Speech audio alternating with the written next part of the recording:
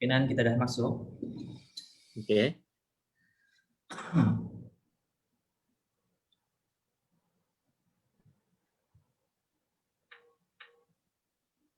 Bismillahirrahmanirrahim. Assalamualaikum warahmatullahi wabarakatuh. Alhamdulillahirabbil alamin. Wassalatu wassalamu ala asyrafil anbiya'i wal mursalin wa ala alihi sahbihi ajmain. Amma ba'd. Alhamdulillah, segala puji bagi Allah Subhanahu wa taala.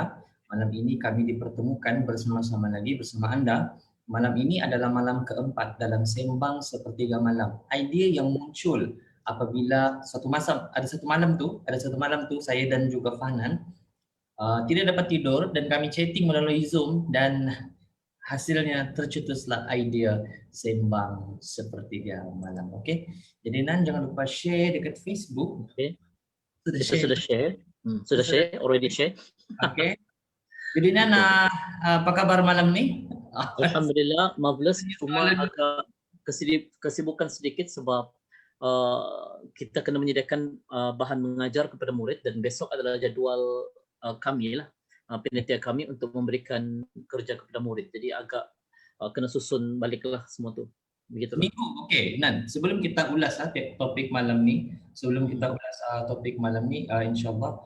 Dan sekarang ni setakat ini, okey, kita sangka tiada juga kan? Tapi ada juga Nan, ada 6 orang setakat ini. Oh, ada, alhamdulillah. Terima kasih. Kita kena alu-alukan dulu Nan. Kita kena alu-alukan dulu dan maklumkan kenapa kita lambat malam ni. Sebab kena begitu. Kita ada perbincangan yang lebih hangat sebenarnya tadi kan Nan, bersama dengan disebut bersama dengan kita punya tim Sazan Nurul Huda Abdul Qadir. Ada perbincangan. So kita mau lalukan dulu. Kalau di tempat saya kita ada saudari Fazila Rahim. Assalamualaikum dan selamat malam. Asratul Natasha. Assalamualaikum. Malam ni topik kalau tengok caption sangat mahal dan sangat penting. Okay. Ini yang setengah orang, sebenarnya benda ni sudah bermula daripada zaman kecil lagi. Kalau saya boleh simpulkan sebagai pembuli. Tapi malam ni kita akan cerita, okey, ini sudah bukan malam, ini sudah awal pagi. Awal pagi ini kita akan cerita dalam segmen Sembang Sepertiga Malam ni tentang bagaimana untuk berhadapan dengan orang-orang negatif. Tapi sebelum tu saya ingin alu-alukan juga Al-Mudir, Pengetua Sekolah Menengah Agama Negeri Seman Papat, Ustaz Akbar Hussein. Apa khabar Ustaz? Kaifa haluka? Nonton malam ni. Terima kasih. Juga Ustaz. Masya Allah. Okey, dan juga ada lagi yang lainnya kita dapat nonton. Kalau di tempat Fanan siapa yang boleh mungkin ni saya nampak situ Nurul Huda. Selamat datang Nurul Huda, Muhammad Saiful Nizam. Selamat datang Muhammad Saiful Nizam. Terima kasih kerana berada bersama dengan kita. Dan saya juga mengalu-alukan tetamu-tetamu di room saya dan juga di room Chal. Semoga pada malam ini bermanfaat dan minta maaf sebab berlaku sedikit kelewatan disebabkan oleh ada perbincangan yang hangat. Ya. Kami cuba hentikan dan akhirnya dia terhenti juga sebab kita kena bagi kita kena luangkan masa dan tetap beri komitmen, okey, untuk para penonton dan juga sahabat-sahabat yang setia menyokong program ataupun segmen kami segmen Sembang Sepertiga Malam. Mungkin kan? Tapi sebelum kita cerita dulu tentang topik kita ni, tadi Fanan ada cerita tentang tadi baru selesai buat jadual PNP kah macam mana tu Nan? Operasional jadual? Okay. Tadi tu sibuk buat apa? Jadual PNP kah atau macam mana tu? Sibuk dalam menyediakan kerja yang perlu diberikan kepada student lah. So besok merupakan jadual giliran jadual, maknanya dalam setiap hari itu kita memang pihak pentadbir telah susun subjek-subjek yang akan diberikan kepada murid lah pada waktu itu untuk sesi pembelajaran. Cuma kekangannya di sini adalah kalau di peringkat guru pula setakat ini tiada masalah. Cuma kita agak sukar untuk mencapai keseluruhan pelajar untuk mengikuti kelas tersebut. Sebab kekangan pertama tablet, handphone dan sebagainya lah. Kita faham dalam kalangan keluarga ni kan Chal, dalam kalangan keluarga murid ini mereka bukan orang senang yang memiliki banyak handphone. Yes, betul. So kadang-kadang handphone ibu dan handphone ayah juga digunakan untuk bekerja. Jadi kadang-kala kita terkekang di situ disebabkan oleh ibu dan ayah juga memerlukan handphone tersebut untuk urusan kerja mereka dan juga urusan-urusan tertentu lah. Jadi di sini juga agak kita sebenarnya ada beberapa option-option yang lain. Antara yang kami sedang usahakan sekarang ini adalah dengan menyediakan bahan yang kita photostat dan kita klip dan kita letak di sekolah lah gitu. Cumanya dalam kalangan kita sekarang ini ada yang berada di luar daerah, ya. Jadi terpaksa kita mohon bantuan dalam kalangan guru yang berdekatan dengan sekolah untuk print, klip dan susun di sekolah lah macam tu supaya murid boleh ambil. Betul. Gitu. Ini situasi Fanan yang mengajar di sebuah sekolah yang betul-betul terletak di tengah-tengah bandara Kota Kinabalu. Oke? Ya, betul. Situasi Fanan yang berada yang mengajar di betul-betul sekolah yang berada di tengah-tengah bandara Kota Kinabalu. Bayangkan, sekolah-sekolah yang berada jauh di pedalaman. Inisiatif demi inisiatif mungkin muncullah di kalangan guru-guru. Kalau dibandingkan dengan kami yang berada di KPT ataupun khasnya di UMS, Universiti Malaysia Sabah, pelajar-pelajar memang maklum pembelajaran secara online itu adalah salah satu daripada alternatif walaupun bukan dalam PKP. Jadi memang kami memang tidak ada masalah tu. Cuma mungkin kan mungkin satu masa mungkin apabila KPM mencapai satu orang bilang satu tahap untuk kiranya macam bukan juga menguat kuasa tetapi kiranya mula membudayakan pembelajaran online di sekolah walaupun bukan dalam tempoh PKP. Sebab satu masa benda itu akan menjadi keperluan, okey? Cuma sekarang PKP, saya yakin kalau kita bercerita tentang PKP ini, kita biasalah kita akan mula dengan cerita pendidikan dulu kan, sebelum kita pergi yang paling mustahak ataupun isu yang kita ingin ketengahkan pada malam ini. Sangat best. Okey. Bila kita cerita tentang kesediaan KPM, kita yakin mungkin KPM memang sudah awal bersedia. Cuma kekalangan daripada kesediaan masyarakat lah pula kan, dari segi internet, kemampuan untuk mempunyai peranti, laptop, device, dan akhirnya KPM terpaksa ataupun KPM harus jugalah ikut sesuai dengan keadaan. Cuma satu masa mungkin kita tidak tahu, mungkin kerajaan ada peruntukan, mungkin akan ada sekolah yang menjadi pilot project untuk mengamalkan ataupun membudayakan pembelajaran secara online seperti yang dilaksanakan di universiti sejak sedekat lalu. Gitu. Gitu ya. Bila kita melihat juga ya para pelajar pada saat ini, bagi pandangan pribadi saya bila kita melibatkan dengan pandemik COVID-19, yang saya rasa perlu dalam sesi kita ini untuk kita sentiasa menguar-uarkannya agar kita mempunyai kesedaran dalam orang kata menyedari bahawa pandemik COVID-19 ini bukan suatu perkara yang main-main. Dan bila kita melihat perkara ini, mudaratnya itu mungkin lebih tinggi sekiranya pelajar ataupun murid itu berada di sekolah. Tetapi kita yakin dengan SOP yang dijalankan di sekolah mampu untuk mengekang situasi inilah. Tapi sekarang ini murid berada di rumah dan kita mengharapkan kerjasama daripada ibu bapa, penjaga agar kelangsungan untuk anak-anak ini belajar dapat dijalankan dengan lancar lah macam itu. Betul. Kita tidak juga buat kelas tucal, bukan buat kelas tu maknanya buat sekarang kena siap sekarang. Kita bagi masa.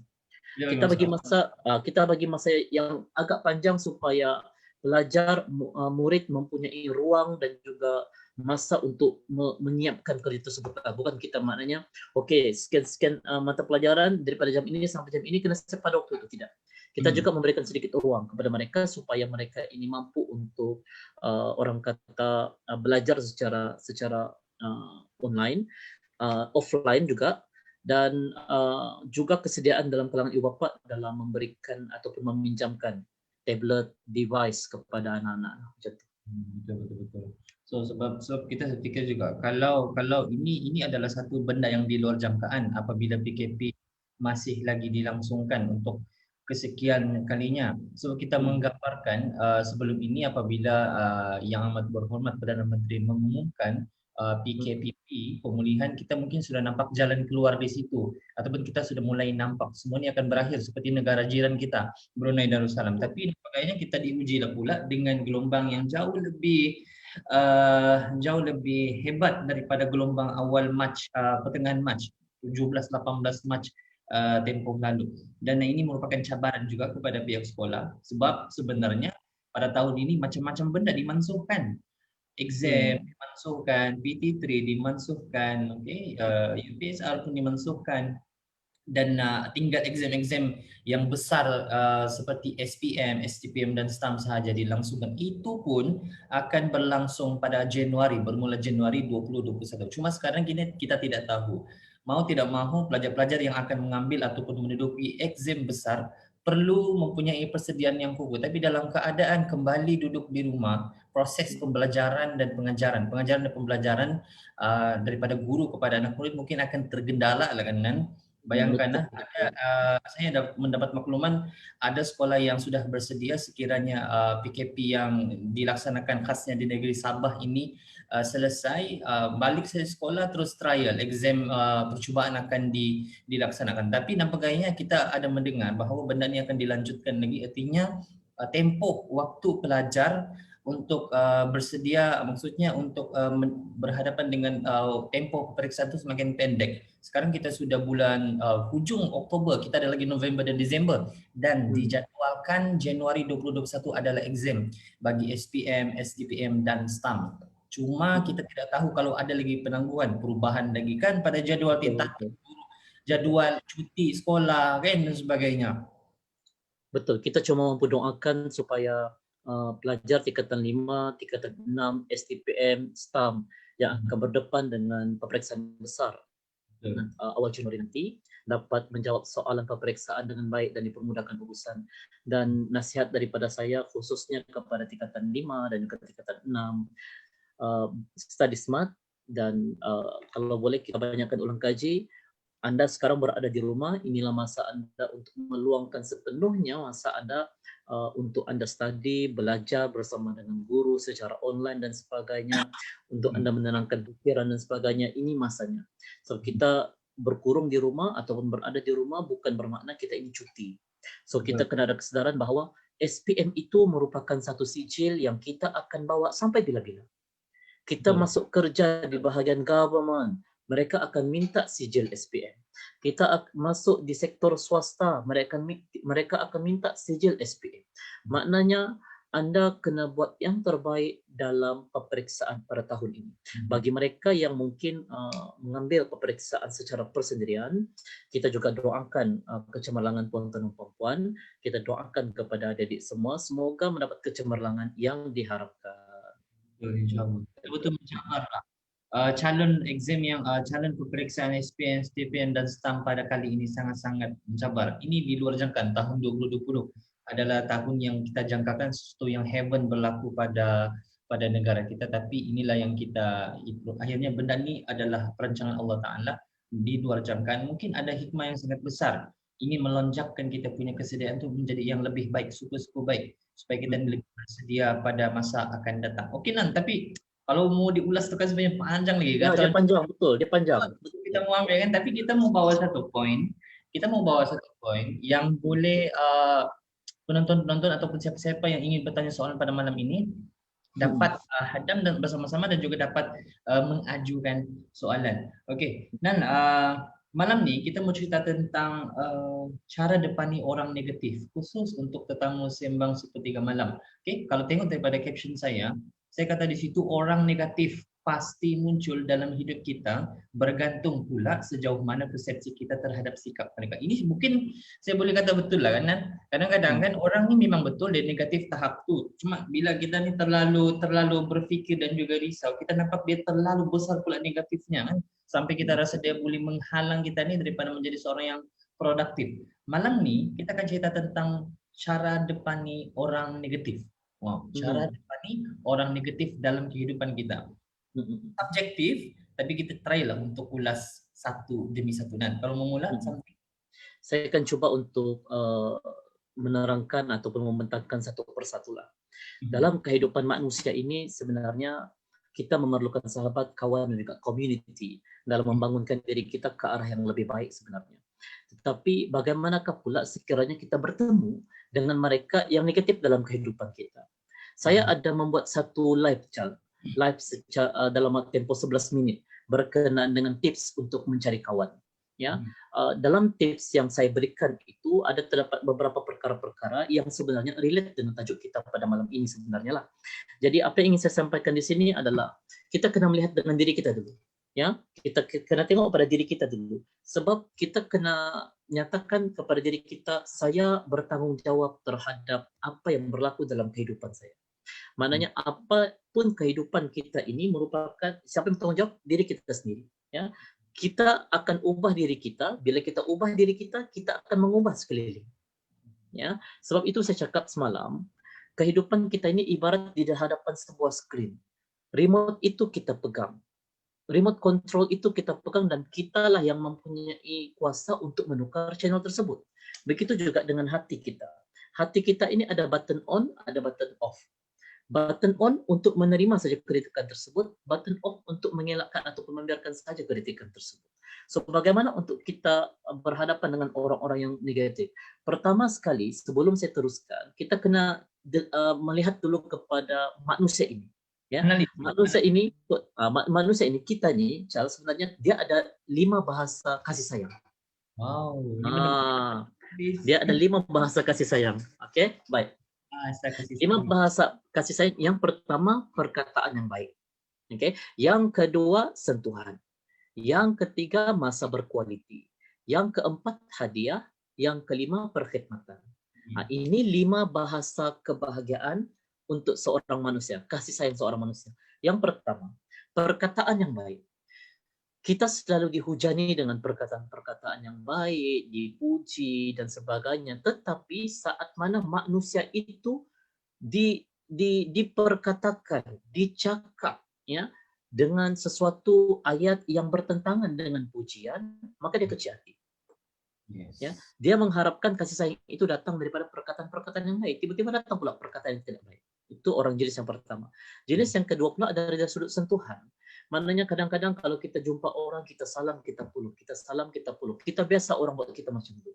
Tiba-tiba satu masa orang tidak salam kita, orang tidak peluk kita. Kita sudah terasa hati. Ada orang jenis ini. Karena jeling lagi. Kenapa nih aku nelayan? Kenapa dia menjeling aku? Gitu tiba-tiba ya. Baik. Yang ketiga, masa berkualiti. Kita selalu bersama dengan sahabat-sahabat kita, contohnya masa berkualiti, begini, begitu, dan sebagainya, berjalan, bonding time, tea time, lunch time, dinner time, wayang time, semua-semua itulah kan. Tapi apa yang kita nampak daripada ini apabila tiba-tiba orang yang kita bawa keluar, tiba-tiba nak mau keluar saudara kita. Tiba-tiba nak mau sudah. Tiba-tiba nak mau sudah. Kenapa ini? Tiba-tiba nak jawab. Dia trigger adalah. Kenapa ini? Kau tidak mau keluar semesta? Oke, itu maknanya masa berkualiti. Baik, yang ketiga pula hadiah. Contohnya hadiah nih. Maknanya orang sentiasa memberikan kita something benda lah. Tiba-tiba satu masa orang tidak bagi kita sesuatu benda. Kita sudah kecil hati di situ. Sebab dia terbiasa kasih sayang itu digambarkan dengan hadiah. Dan yang kelima adalah perkhidmatan. Perkhidmatan ini contohnya macam kita di rumah kan, Cal? Kita di rumah, selalunya ibu kita masakkan kita nasi dan sebagainya. Tiba-tiba hari itu mak kita tidak masakkan kita nasi. Kita sudah kecil hati. Kenapa nih? Kenapa nih? Adalah begitu. Apa yang ingin saya simpulkan di sini adalah ini merupakan bahasa kasih sayang dalam setiap manusia itu sendiri. So kita meletak diri kita di bahagian mana? Dalam live yang sebelum ini yang saya nyatakan, tips untuk mencari sahabat. Tips yang ketiga saya berikan dalam live singkat saya selama 11 menit itu adalah jangan cepat kecil hati. Ya, apapun benda yang berlaku dalam kehidupan kita dengan sahabat kita dan sebagainya, kalau boleh elak untuk cepat kecil hati. Bila kita cepat kecil hati, kita risau akan menyebabkan keadaan sekeliling itu menjadi lebih negatif ataupun lebih teruk daripada yang digambarkan lah. Jadi itu merupakan di antara benda-benda yang perlu kita paham tentang manusia ini, hatta diri saya sendiri. Mungkin saya merasakan bahawa hanya perkataan yang baik mampu menerjemahkan orang itu sayang dengan kita. Mungkin dengan masa yang berkualiti mampu menerjemahkan kasih sayang itu terhadap kita. Contohnya macam itulah. Baik. So, bagaimana untuk kita berdepan dengan orang yang negatif ini? Pertama sekali, kita perlu mempersiapkan diri kita ini daripada 5 bahasa kasih sayang itu tadi. Kita kena mempersiapkan diri kita ini mahu dikawal situasi ataupun situasi yang kawal kita.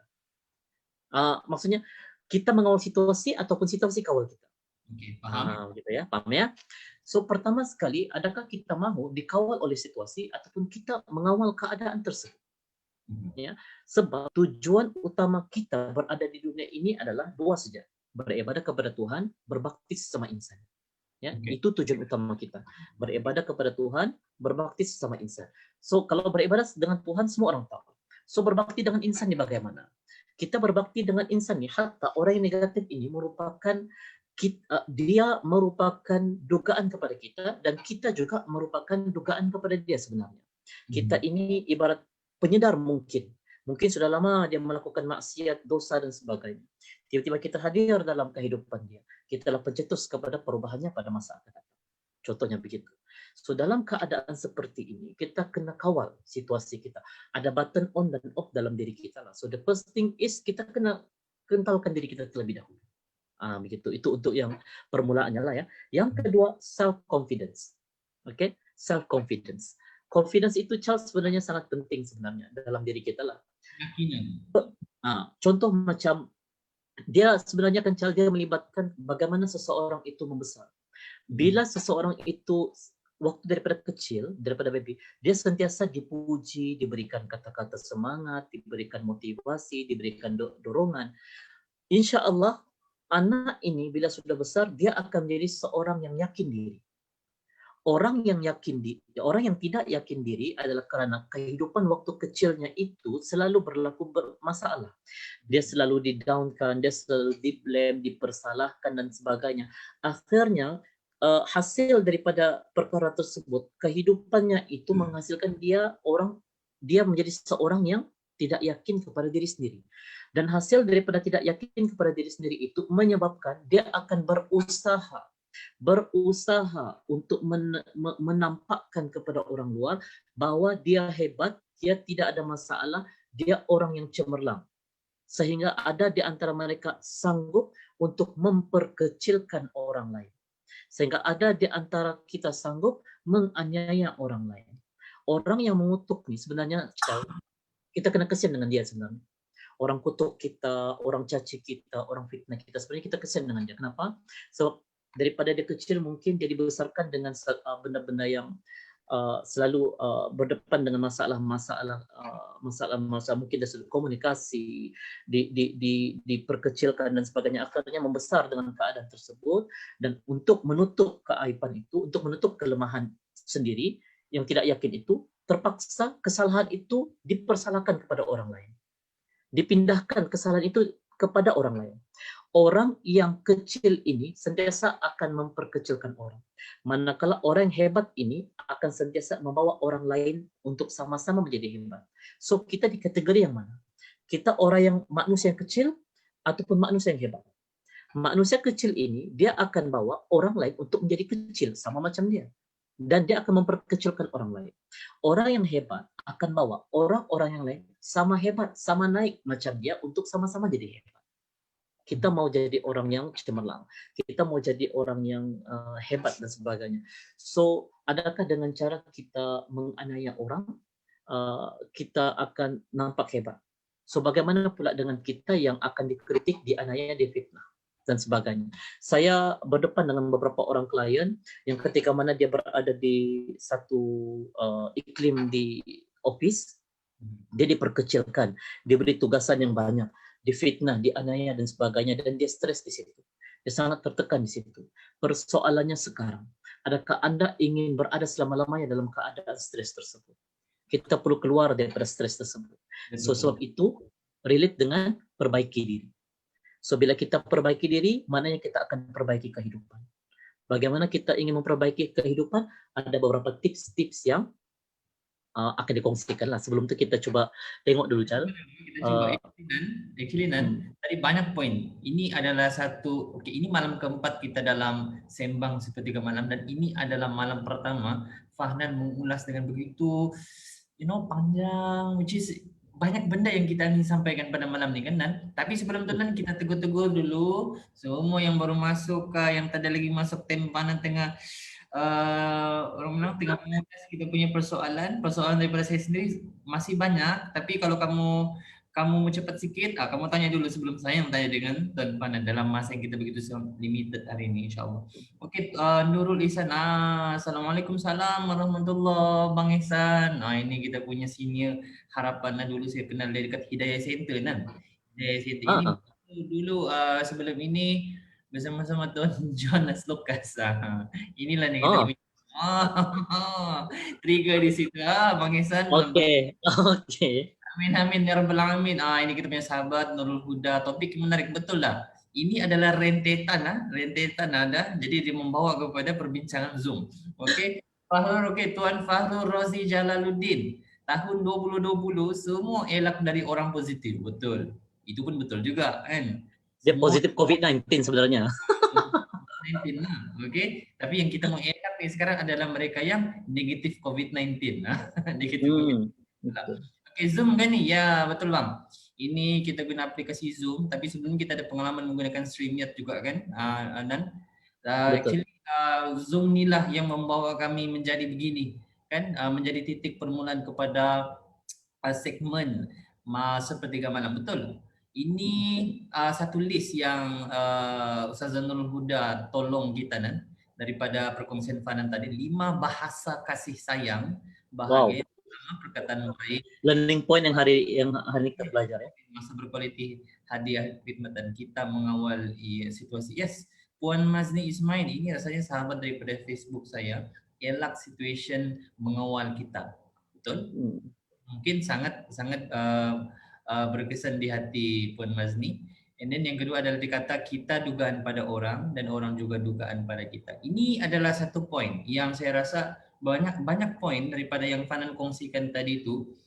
Dia adalah satu benda yang orang tidak pernah fikir. Okey, kalau perasan topik yang yang kita bawa pada malam ini, kalau saya boleh ulang semula, adalah cara depani orang negatif. Kalau orang yang tengok sahaja topik ini tanpa tengok apa yang berlaku dalam perbincangan kita, mungkin dia akan anggap perbincangan kita ini adalah tentang bagaimana kita ni yang kononnya 100% positif ni perlu berhadapan dengan mereka-mereka yang negatif. Tapi Fanan bawa satu poin di situ, bahawa benda ini dia tidak begitu. Dia bergantung kepada kita. Kan? Itu satu poin yang sangat-sangat menarik lah. Dan juga Fana ada sebut di situ elak situation mengawal kita. Kadang-kadang benda tu dia tidak teruk. Cuma kita yang membiarkan keadaan itu yang kontrol kita 100%. Kita dugaan pada orang dan orang juga dugaan pada kita. Okey, dan kalau mau tambah lagi dan teruskan sebelum kita jawab soalan ataupun mungkin saya boleh tambah sedikit silakan berkenaan perkara ini. Dalam kita mendepani masalah-masalah yang berlaku dalam kehidupan kita, kita kena ingat bahawa insan yang mungkin kita anggap salah untuk datang dalam kehidupan kita merupakan orang yang mungkin kita perlu jauhi, kita perlu anggap benda buruk dan sebagainya. Hakikatnya mereka di antara watak yang berada dalam cerita kita. Mereka di antara guru yang mengajar kita apa itu erti kehidupan. Setiap manusia beranggapan bahwa kadang-kadang kita bertemu dengan insan yang salah. Kita bertemu dengan orang yang salah.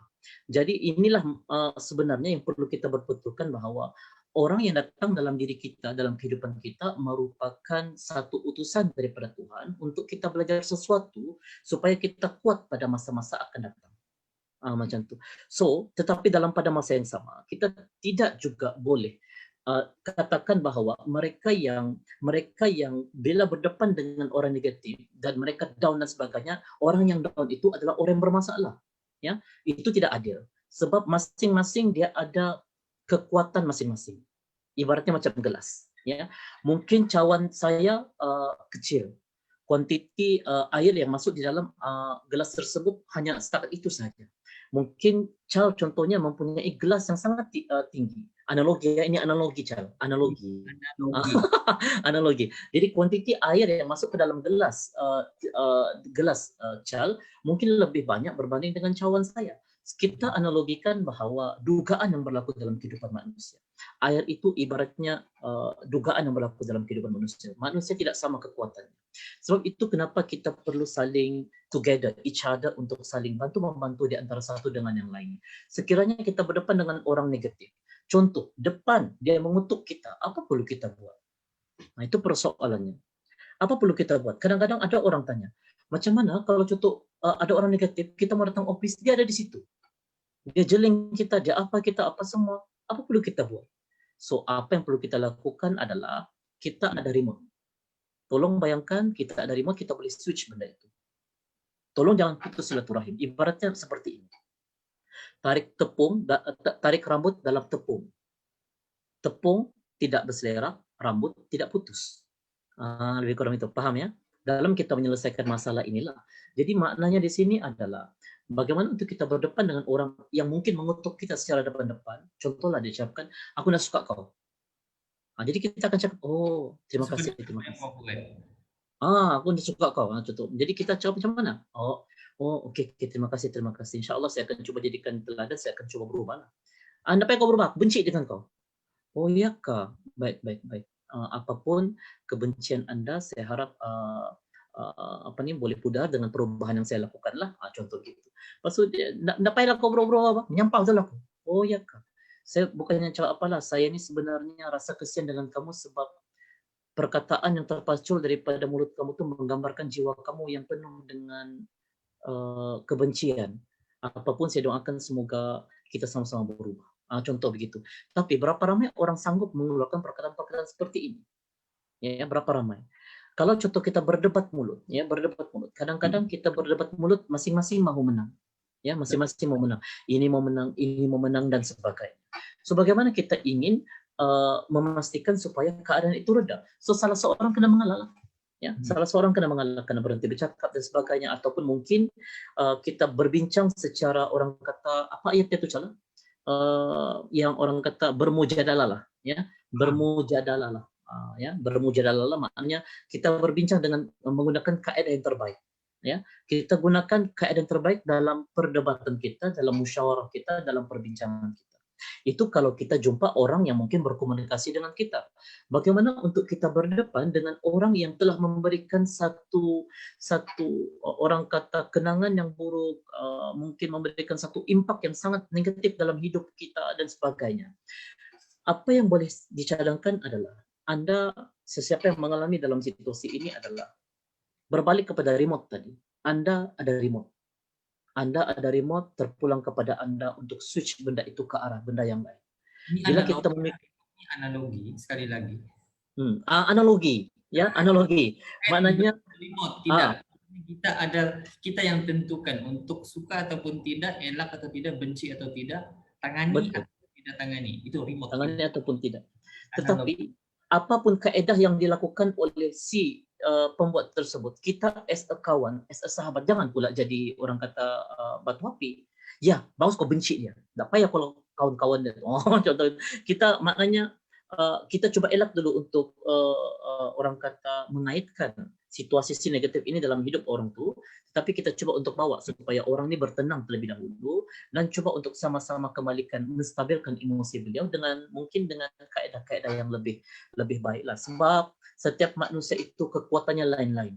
Ya, ada orang kekuatannya lain, ada orang kekuatannya lain, ada orang lemahnya lain, ada orang lemahnya lain. So as a human we have to accept that. Kita akan terima setiap kelemahan manusia itu sendiri. Persoalannya di sini adalah bagaimana untuk kita memperbaiki diri kita supaya kita mampu berdepan dengan masalah. Ini tips yang ingin saya kongsikan lah, kalau boleh lah. Ya, ini di antara tips yang mungkin yang boleh dikongsikan bersamalah. So yang pertama sekali adalah the first thing is kita kena jujur melihat diri kita. Ya, kita kena jujur melihat diri kita. Kita jujur, saya suka kombinasikan untuk melihat memperbaiki diri ni. Kita melihat kepada 4 elemen. S spiritual, P physical, I intellectual, E emotional. So the first thing is spiritual. Bagaimana hubungan kita dengan Tuhan? Okey atau tidak okey? Kalau hubungan kita tidak okey dengan Tuhan, berantakanlah hubungan kita dengan manusia. Okey, ini sangat poin. So bila hubungan kita tidak bagus dengan Tuhan, maknanya berantakanlah hubungan kita dengan manusia. Ya, bila kita tidak kuat hubungan kita dengan Tuhanan, so pasti kita akan bertemu dengan pelbagai masalah sebab kita tidak ada satu guide, kita tidak ada satu kepercayaan yang mampu membimbing kita ke arah yang lebih baik, terutama Tuhan. Ya, yang kedua pula dari sudut fizikal. Kita tengok fizikal kita macam mana. Oke kah tidak oke? Kita cukupkah kita menjaga diri sendiri? Cukupkah kita menjaga kebersihan? Cukupkah kita menjaga orang kata physical kita? Bagaimana dengan keadaan kita? Adakah kita ini kuat tidur? Orang kuat tidur pun tidak bagus juga. Orang yang tidak kuat tidur pun tidak bagus juga. Contohnya macam sentiasa berjaga dan sebagainya, ya, dia akan menimbulkan rasa penat. Bila penat, emosi tidak stabil. Begitu. Tapi bila kita terlampau tidur akan menimbulkan pula rasa malas. Yang ketiga, intelektual. Macam mana kita punya pemikiran kita ni? Pemikiran kita ni kalau kita tengok orang, negatif ke positif? Kita tengok orang, persepsi kita prejudis ke ataupun macam mana? Dan yang keempat adalah emotional. Macam mana emosi kita? Adakah kita mampu kawal emosi kita? Adakah kita mampu untuk mengimbangi emosi kita ketika berhadapan dengan sesuatu peristiwa? Bagaimana untuk kita membawa emosi kita itu supaya kita tidak terkawal oleh situasi yang diberikan? Contohnya begitu. Jadi ini di antara cara untuk kita orang kata mendepani mereka-mereka negatif dengan memperbaiki diri kita. Saya namakan tips ni jujur melihat diri. Kita kena jujur. So, ambil sekeping kertas, ambil sebatang pen, kita cuba susun satu persatu berkenaan dengan diri kita. Pertama, elemen yang pertama spiritual. So, adakah kita punya kebergantungan kita dengan Tuhan adalah kuat atau macam mana? Hubungan kita dengan Tuhan macam mana? Sembahyang kita okey ke tidak? Yakin dengan Tuhan ke tidak? Dan sebagainya. So, kita senaraikan satu persatu. Lebih kurang begitulah perkongsiannya. Saya berkongsi ini pun bukan menunjukkan bahawa saya ini orang yang hebat, tetapi kita berkongsi secara yang termampu. Sebab saya juga pernah mengalami stres, saya juga mungkin pernah mengalami masalah-masalah yang lain. Saya memerlukan satu circle yang boleh membantu saya supaya saya boleh menjadi orang yang hebat keluar daripada masalah tersebut. Saya ingin berkongsi dengan cara. Dulu saya pernah mengalami satu masalah, ya. Dan saya hampir tenggelam dalam masalah tersebut. Tetapi akhirnya saya berusaha untuk mencari satu circle yang positif.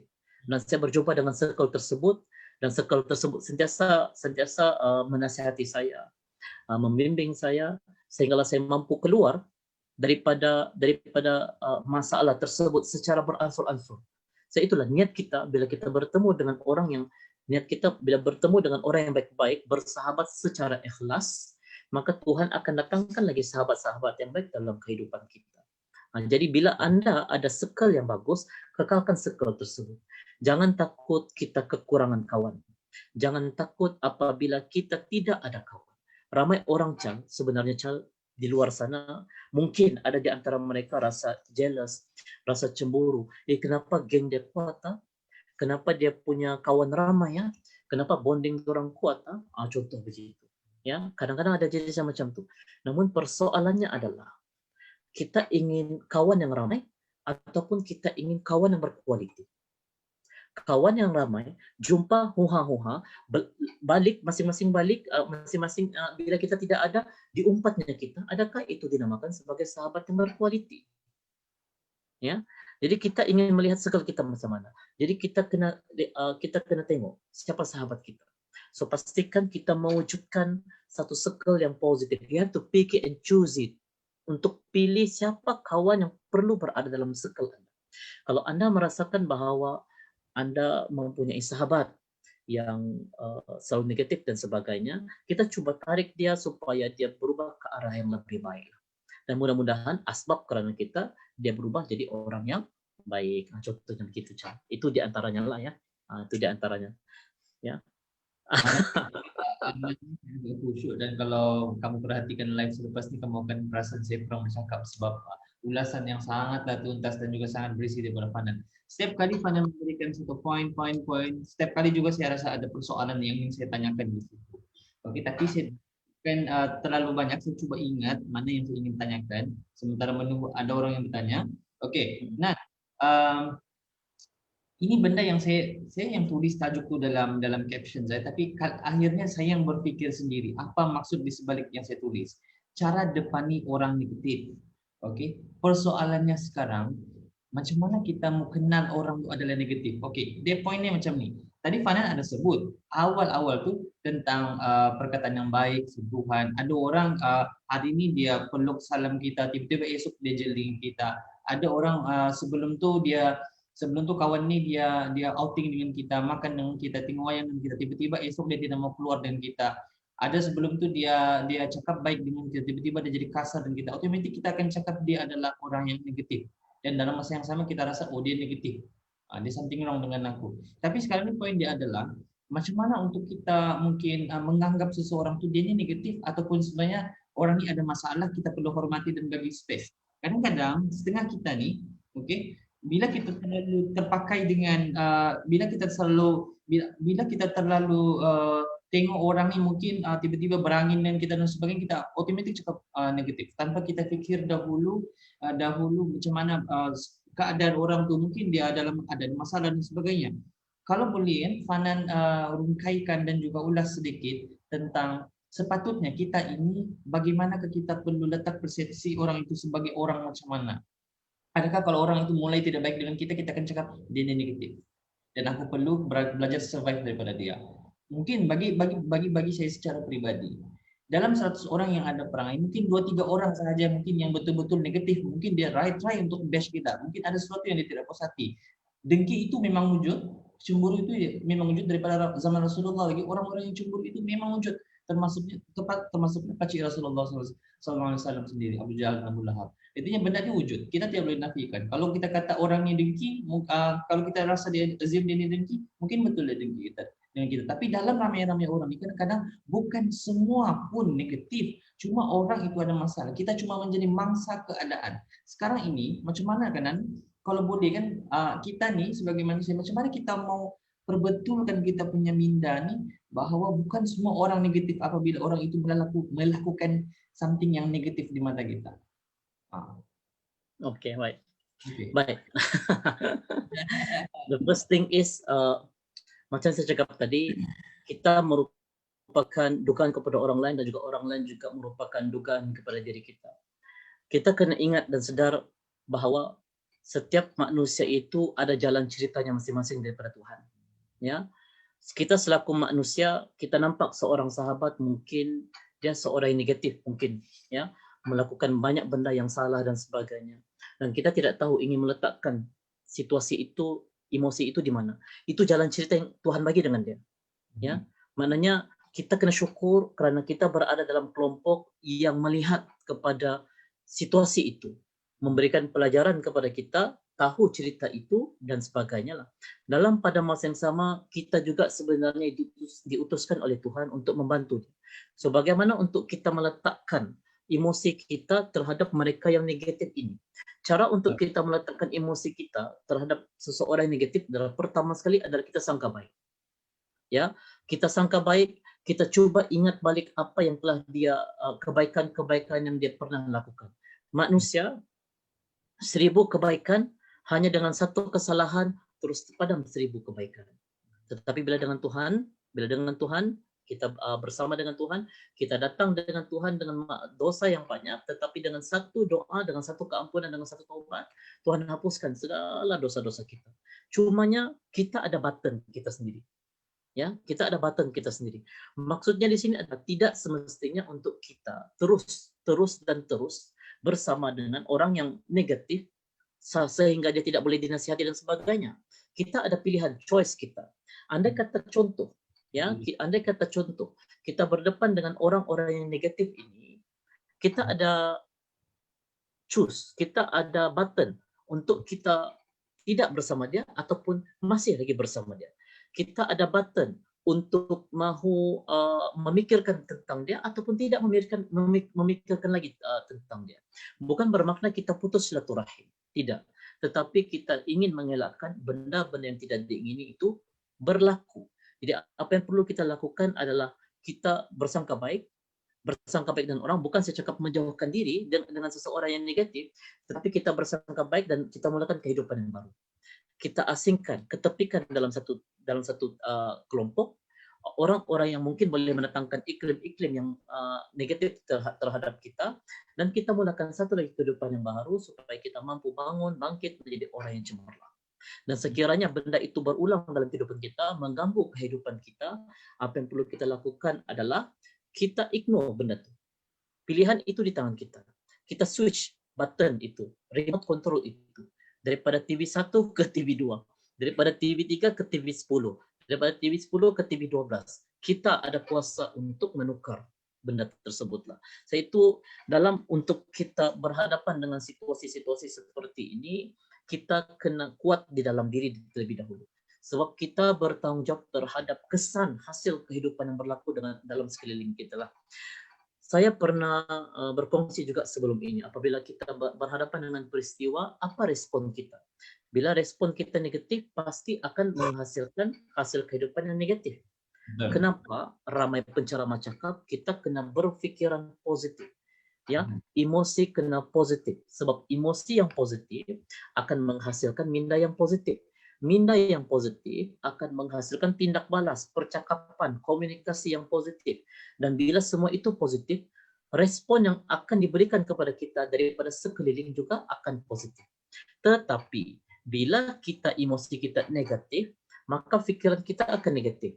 Bila pikiran kita akan negatif, mulalah kita akan menunjukkan respon yang negatif, pandangan mata yang negatif, mulut yang negatif, dan akhirnya akan memberi kesan kepada orang yang berada di sekeliling kita. Kemungkinan besar ada dalam kalangan orang sekeliling kita itu mungkin tidak bersalah dalam hal itu, tetapi terkesan dengan situasi tersebut. Jadi untuk menjaga hubungan itu adalah kita perlu untuk menjaga dan menilai semula emosi kita, supaya emosi kita ini tetap kuat dan mantap untuk berdepan dengan orang-orang seperti ini. So, caranya adalah dengan cara untuk kita menggunakan kaedah cermin. Saya suka ya. Saya suka menggunakan satu aktiviti cermin nih, Chal. Dan aktiviti cermin nih, Chal, saya selalu buat dalam mana-mana program lah. Contohnya ada cermin dan saya akan minta kepada pelajar untuk membayangkan Anda sekarang berada di hadapan cermin. Oke. Kemudian aktiviti seterusnya adalah bila Anda berhadapan di hadapan cermin, apa yang perlu Anda cakap kepada diri Anda? Contohnya, wahai diriku, terima kasih kerana awak kuat. Terima kasih kerana awak cukup kuat dalam mendepani dugaan. Terima kasih kerana bersama dengan saya sebelum ini. Terima kasih kerana dengar rintihan saya secara bersorangan. Awak hebat, awak cantik, awak handsome, awak pandai. Siapa lagi mau puji kita kan kalau bukan diri kita sendiri. Jadi bila sudah berlaku seperti itu, maknanya kita coba untuk koreksi diri. Kemudian kita tengok lagi cermin. Apa silap kita? Di mana silap kita? Di mana kekurangan kita? Di mana benda part yang mungkin menyebabkan kita berada dalam satu situasi orang cakap kita ini begini, orang cakap kita ini begini. Ya, tidak adil bagi kita sekiranya kita cakap orang yang berhadapan dengan negatif dan dia down ini adalah orang yang sangat-sangat bermasalah dan tidak mampu itu, ini dan sebagainya. Tidak adil bagi dia. Sebab masing-masing ada kuantiti kesabaran, kekuatan yang ada dalam diri kita sendiri. So peranan kawan-kawan itu sendiri. Bagaimana untuk kita bimbing, bawa orang lain, kawan kita, supaya kita sama-sama kuat dan bangkit berdepan dengan orang-orang negatif ini. Sebenarnya kan, ikut pandangan saya lah kan, orang yang negatif ini sebenarnya kita perlu kesiankan dia, ya, kita perlu kesiankan dia, sebab kemungkinan besar kalau ikut dari sudut psikologi dia membesar dalam keadaan yang mungkin kehidupannya penuh dengan benda-benda yang negatif, menyebabkan jiwanya kadang-kadang negatif, mentalnya pemikiran negatif dan sebagainya. Seorang seperti ini kita kena kesiankan dan kita kena doa. Kalau kita nasihat pun, kita bantu pun tidak mampu juga dan sebagainya, masih mengulangi kesilapan yang sama. So terima kasih kerana mungkin selama ini pernah menjadi sahabat dan sebagainya, dan kita doakan semoga dia bertemu dengan insan yang lain yang the next step, the next level, the next goal, the next part, untuk dia bertemu dengan orang yang mungkin boleh menasihati dia. Kita ni ibarat dome by dome, ya, room by room, part by part. Part 1 mungkin dia bertemu dengan si A, tidak berjaya, dia akan bertemu dengan si B. Tidak berjaya juga, dia bertemu dengan si C. Tidak berjaya juga, dia bertemu dengan kita. Tidak berjaya juga, mungkin selepas itu dia akan bertemu lagi dengan orang yang lain yang mampu mengubah dirinya ke arah yang lebih baik. Jadi apapun kita doakan, sebab hidayah itu milik Tuhan. Tuhan akan bagi hidayah kepada mereka-mereka yang dikehendaki. So itu dalam kehidupan kita perlu ada satu kekuatan yang sangat kuat dalam diri kita supaya kita mampu untuk menjadikan kehidupan kita ini bahagia. Mahukah kita hidup dalam satu suasana iklim yang negatif? Macam saya cakap kan, kita akan sakit belakang, kita akan sakit kepala. Bila kita sakit belakang, kita akan sakit kepala, badan kita akan jadi penat. Bila badan jadi penat, itu yang kita akan kuat tidur. Kadang-kadang kita kuat tidur, kadang-kadang kita kuat makan. Kenapa? Tenaga kita banyak digunakan untuk memikirkan benda tersebut. Banyak memikirkan benda-benda tersebut. So, elakkan kita masuk dalam kelompok tersebut. Dalam kumpulan, dalam iklim, dalam area tersebut. Kita kena keluar dan mulakan kehidupan yang baru. Raikan mereka-mereka yang menghargai kita. Mereka yang tidak menghargai kita, dapat tidak menjadi suatu masalah. Terima kasih kerana you be my salah satu watak dalam cerita saya. Contoh gitu. Itu di antara mungkin sedikit perkongsian berkenaan dengan apa yang kita ingin kongsikan pada malam ini, Cal, kan? Sebab bila kita tengok ramai di luar sana sebenarnya, sama ada di sekolah, di office, di pejabat, sebenarnya kan memerlukan sahabat, memerlukan kawan. Saya cakap secara general lah. Semua orang memerlukan sahabat, semua orang memerlukan kawan. Saya pernah pergi satu program, Cal, yang mana seorang staff ni, dia cakap, dia meluah ya, dia cakap dia datang ke office kosong. Dia tidak ada kawan.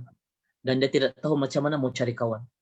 Dan dia tidak tahu bagaimana untuk memulakan bicara. Dia tidak tahu. Sebab setiap kali dia berkawan akan gagal. Setiap kali dia berkawan akan gagal. Gagal maksudnya orang akan bergaduh dan sebagainya. Jadi saya cakap dengan dia, sudah pernah koreksi diri. Maksudnya dia cakap apa maksud koreksi diri? Kita nilai diri kita. Part mana yang kita mungkin ada masalah. Sebab setiap tindakan kita itu mungkin ada masalah. Rupanya dia ni, Cal, ini kisah benar ya. Rupanya dia bermasalah dari sudut kuat sentap. Setiap kali orang cakap sentap. Orang baru main-main sentap. Orang bergurau sedikit sudah sentap. Jadi menyebabkan orang pun kurang senang dan selesa dengan dia. Jadi saya cadangkan kepada dia, saya cakap, kalau boleh kurangkan benda ini. Ya, sebab kita guna modul SWOT. Kalau tuan-tuan perempuan tahu, kita gunakan modul SWOT. Strength, Weakness, Opportunity, Threat. Kan? So, kita senaraikan apa kelebihan kita. So, kita senaraikan apa kelemahan kita. So, kita senaraikan apa perubahan yang ingin kita lakukan. Kemudian peluang yang kita adalah dan sebagainya. Jadi sebab itu dalam kehidupan kita, kita kena sentiasa untuk muhasabah diri kita dan sentiasa kuat untuk berdepan dengan orang negatif ini. Orang negatif ini, tuan-tuan dan puan-puan, mereka akan ada cara untuk downkan kita. Mereka akan ada cara untuk orang kata menjatuhkan kita. Apa yang perlu kita lakukan? Kita perlu yakin dengan Tuhan. Perancangan manusia tidak sehebat dengan perancangan Tuhan. Ya, mungkin dia cakap mau jatuhkan ini, mungkin dia mau aniaya ini, mungkin dia mau cari ini dan sebagainya. Orang negatif memang kita akan mencari kesalahan kita. So apa perlu kita lakukan? Kita serah bulat-bulat kepada Tuhan. Tuhan punya perancangan lebih hebat daripada perancangan manusia. Ya. So itu perancangan manusia itu hanyalah setakat perancangan, tetapi yang menentukan kepada perancangan itu adalah Tuhan. Itu betapa pentingnya kita ini kuat kebergantungan kita kepada Tuhan. Ya, bila kuat kebergantungan kita ini kepada Tuhan, insya Allah kita akan mampu mendepani ya, setiap dugaan peristiwa yang berlaku di hadapan kita dengan lebih baik dan juga lancar. Ya, begitu. Saya ini cuma mungkin sedikit perkongsian aja sebab mungkin pada malam ini saya mungkin dan mungkin sahabat-sahabat di luar sana pernah berdepan dengan orang-orang yang negatif. Jadi apa yang perlu kita lakukan, kita ignore. Ya, kita tidak perlu jatuh gara-gara seorang insan. Hanya kerana seorang insan kita down. Hanya kerana seorang insan kita punya hubungan dan orang lain bermasalah. Hanya kerana seorang insan kita hilang kawan. Apa yang perlu kita lakukan adalah kalau betul dia ini negatif dan tidak mampu dikawal, sudah kita serah dengan Tuhan, kita cari kawan yang lebih menghargai kita. Ya, kita serah dengan Tuhan. Apapun dugaan yang berlaku, kita doa dengan Tuhan. Sebab itu kenapa pentingnya kita kebergantungan kita ini kepada Tuhan itu sangat penting.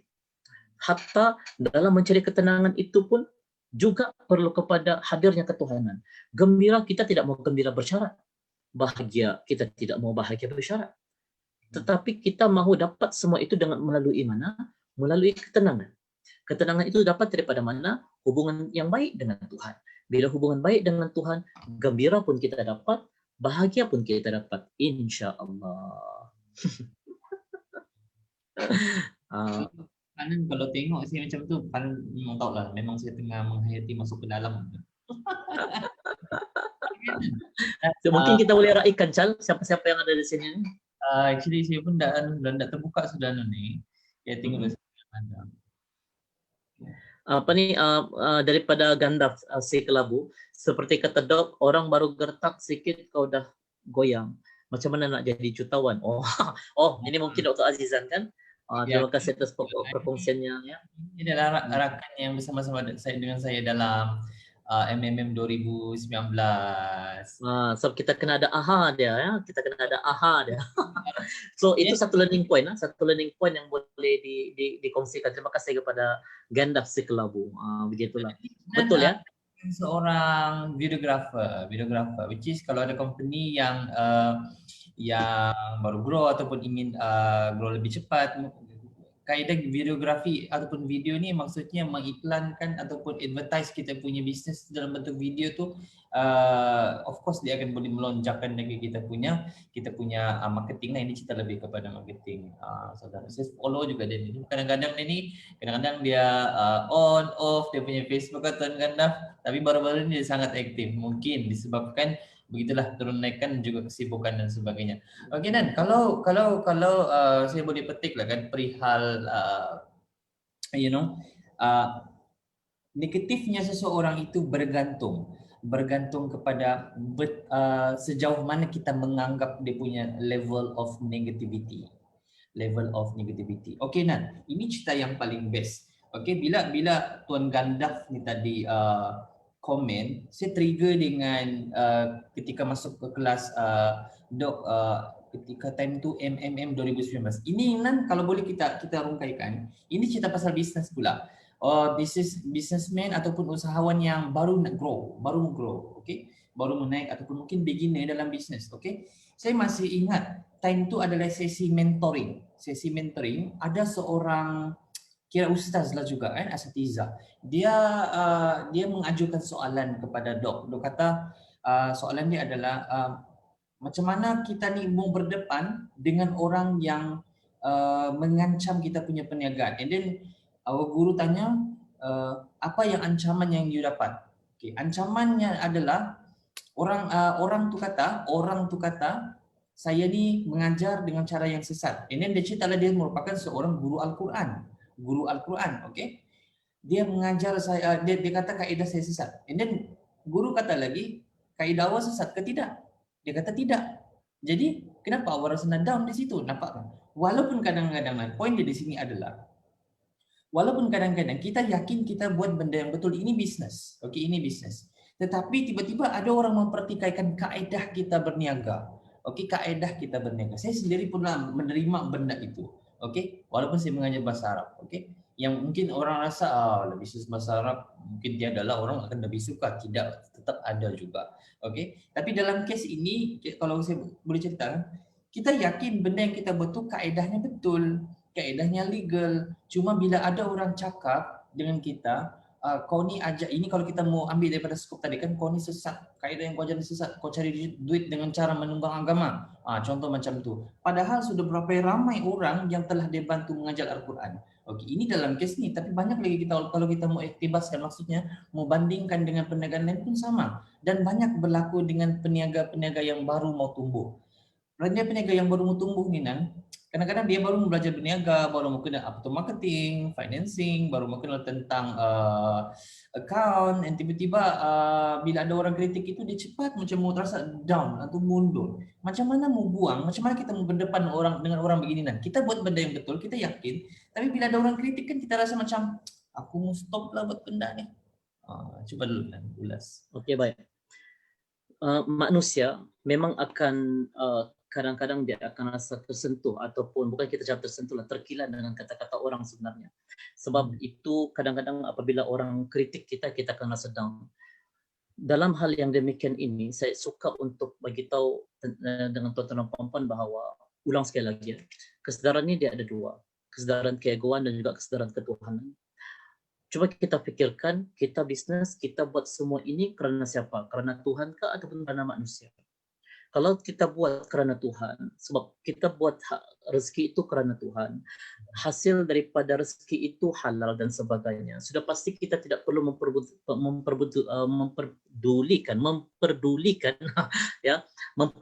ya, tidak perlu mempedulikan kritikan-kritikan daripada orang lain. Namun pada masa yang sama, kita juga perlu mendengar kritikan tersebut untuk membantu orang kata bisnes kita ini lebih maju. Ya, dia begini. Orang negatif ni dia ada dua. Ya. Satu orang negatif yang mendownkan kita dan satu lagi orang negatif yang boleh mengimprovekan diri kita sendirilah. So yang down kita ni adalah bagi golongan yang akan terkesan dengan apa yang diperkatakan dengan situasi. Ini yang dinamakan situasi mengawal diri kita. Tetapi apabila kita mampu daripada kritikan itu bangkit dan bangun daripada masalah tersebut, itu yang dinamakan bahawa kehidupan kita ini mengawal situasi. Hidup kita ini daripada dalam keluar, bukan daripada luar ke dalam. Orang di luar tidak boleh menentukan siapa kita berada di dalam. Yang menentukan siapa kita ada di dalam ni adalah diri kita sendiri. Begitu.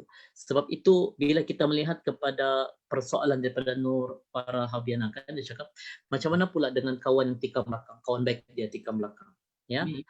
Saya terus jadi down. Kita memang akan down apabila orang yang kita percaya sayang tikam kita daripada belakang, kita rasa dia tikam kita belakang, dia aniaya kita dan sebagainya. Apa yang perlu kita lakukan? Pertama sekali, kita adukan masalah ini dengan Tuhan. Tuhan tahu semua ni. Tuhan yang rancang semua ni. Ya. Tuhan yang atur cerita ni supaya kita berdepan dengan seorang kawan yang tikam kita daripada belakang. Ya. So, jadi bila kita serah pada Tuhan, sebenarnya Tuhan itu panggil kita. Jadi bila kita ada keyakinan dengan Tuhan, masalah yang berlaku di antara kita dengan kawan baik kita ini, kita anggap itu merupakan qada dan juga qadar. Kan kita kena beriman dengan qada qadar kan? Bila kita beriman dengan qada qadar, maknanya kita ini reda dengan ketentuan yang diberikan oleh Tuhan. Tentatif yang diberikan oleh Tuhan, dan kita sudah bersetuju reda dengan akan berhadapan dengan masalah-masalah seperti ini. Jadi kita anggap bukan masalah tapi dugaan. Dalam kehidupan manusia tidak ada istilah masalah, yang ada hanyalah dugaan, dan dugaan itu yang mengajar kita apa itu erti kehidupan. Untuk orang yang baru grow membuat perniagaan, baru grow, dapat kritikan, kita rasa down dan sebagainya. Kita pikirkan semula, kita buat bisnes ini untuk orang yang kritik ataupun untuk diri kita sendiri dan juga keluarga. Kalau kita stuck, kalau kita terberhenti gara-gara kritikan, bagaimana untuk kita menuju untuk pergi ke jutawan? Ya. Memang untuk menuju contohnya jutawan itu kan, kita akan melalui beberapa lubang-lubang, halangan dan sebagainya. Depends on kita. Sama ada kita jatuh dan kita nak mau bangun, ataupun kita jatuh, kita bangkit dan kita terus. Contoh begitu kan. Jadi terpulang pada diri kita. Kita yang pegang remote control tu. Daripada tadi saya cakap remote control. Kita yang pegang remote control tu. Ya, ada remote-mu. Kita yang pegang remote tu. Jadi remote itu yang menentukan kepada diri kita. So you down, you jatuh kerana kritikan orang, you mau terus jatuh kah ataupun you terus bangkit? Coba kita lihat di belakang kita, siapa yang sedang menanti kita di rumah? Anak, istri, suami dan sebagainya. Mereka sayang pada kita. Mak bapak kita mengharapkan kita. Siapa lagi kalau bukan kita? Siapa lagi yang diharapkan kalau bukan kita yang memberikan rezeki dan nafkah kepada kita punya keluarga dan juga mak bapak? Siapa lagi yang ingin ubah hidup kita kalau bukan diri kita sendiri? So sudah tiba masanya untuk kita nyahkan kritikan orang, ya, kita teruskan, jalan terus, move on, bangkit untuk menuju ke arah kecemerlangan. Kita sekarang ini, tuan-tuan dan puan-puan, sudah orang kata terlewat sekiranya kita masih lagi mendengar biawak-biawak berkumandang. So kita nyahkan biawak-biawak yang berkumandang, mula fikirkan gajah mana yang kita mau tangkap. Ya. Gajah mana yang kita mau tangkap? Oh ini biawak kan ni. Okey lah, nak payahlah. Okey lah, aku mau tangkap gajah. Contoh begitu. Manusia boleh respon dulu kan, kata Tun Gendap. Manusia sinis yang berada di mana-mana. Kalau saya keluarkan produk makanan kucing halal, sudah pasti saya akan dihentam terus. Betul kan? Betul kan? Betul.